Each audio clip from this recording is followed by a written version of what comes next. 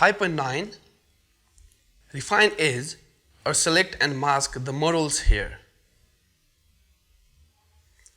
Hello and welcome to this lecture where we will take this image, remove its background and replace it with this another one with the scene, all while maintaining the details in the models here. This is going to take about 5 minutes to complete. So let's get to it. The first step is to create a good selection. So I will use the quick selection tool or hit W to roughly select the girl.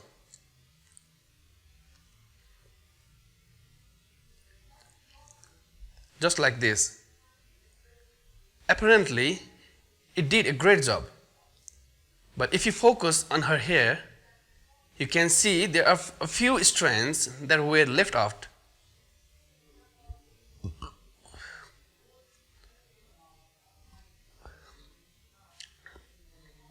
The goal is to get them back with minimal effort. Luckily, Photoshop gives us a completely new workspace called Select and Mask or Refine Edge option that helps us improve our selection.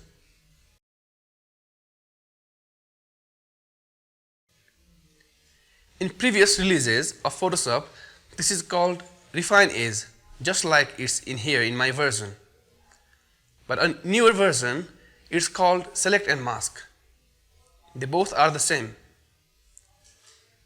Note that if you don't have this button available in your options bar, grab any selection tool and you'll be good to go. It will appear now in your options bar. It doesn't matter if it's a lasso, the marquee tool, or the magic wand.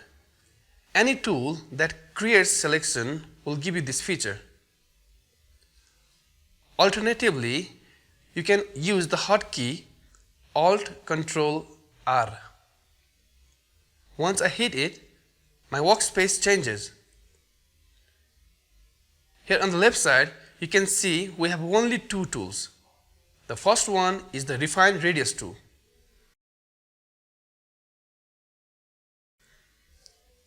To the next of it, we have the Erase Refinements tool, which we will use in a few moments later. We could also get those tools in this newly appeared panel right here on this icon when clicking and holding it.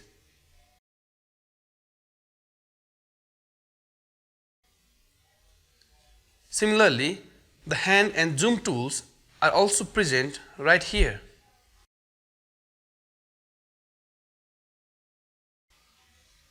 The others are packed full of settings and features. Some of them are more important than others in this case, where we are dealing with the hair. The view mode is one of the most interesting ones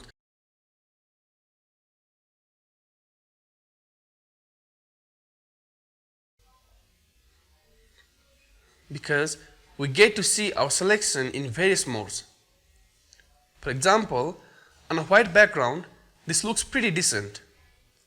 But if we change it to black, we can see we are having many major issues with our selection.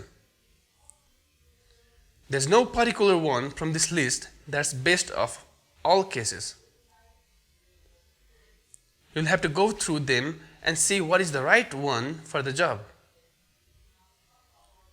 The goal is to see the selection at the worst case, not at the best. And that's because now is the time to correct any potential problems. And by going through these, you get a better sense of what needs to be fixed.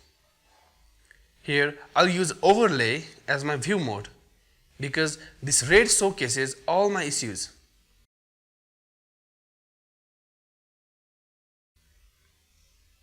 The radius slider helps us expand your selection region, and this usually picks up upon small details that have been left out.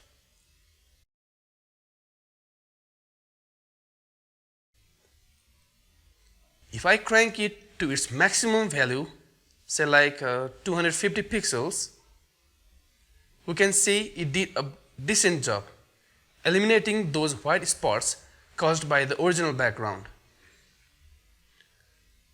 My advice is to always check this smart radius feature when you are dealing with hair, fur, or any similar texture.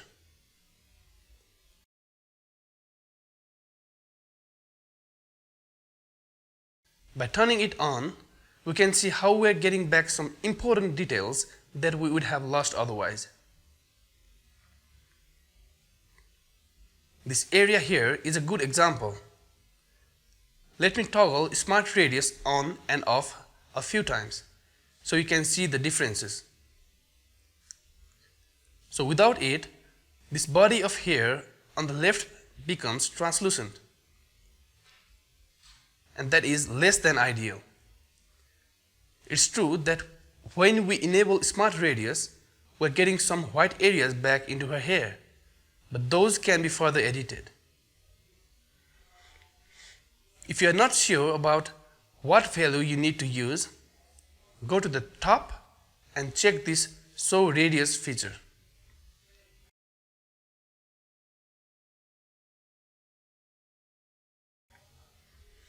By enabling it, you can see the area where Photoshop will look for extra hair. Now if the radius slider is 0, you won't see anything. But as I slowly increase it, you can see how this region grows. Okay, let me take this back to 0 and uncheck that Show Radius feature. Now moving on, smooth and feather are two settings you should avoid when dealing with hair. They have no place here because we want to get all these fine details in our end result.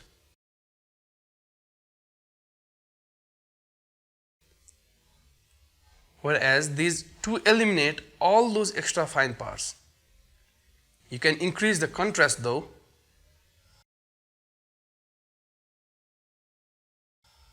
Here I'm not sure this helps us in any way. This targets soft edges transition along with the edge of your selection and makes them more abrupt, more visible. Let me go between zoom 0 and 100% so you can see the difference. There are a few places where it shows up, for example, in this region. In this case, I think I'll skip this feature. Use Ctrl 0 to fit the image to your screen. The last option here is Shift Edge.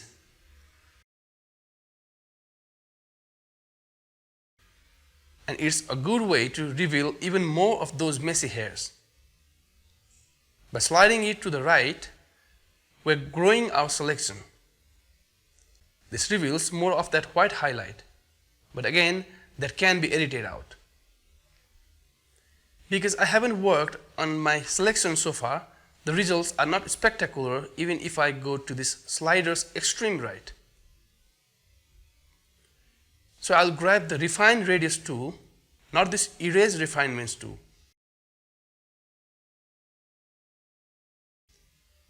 And I'll paint a little bit around her hair, so I can show you the Shift Edge in action.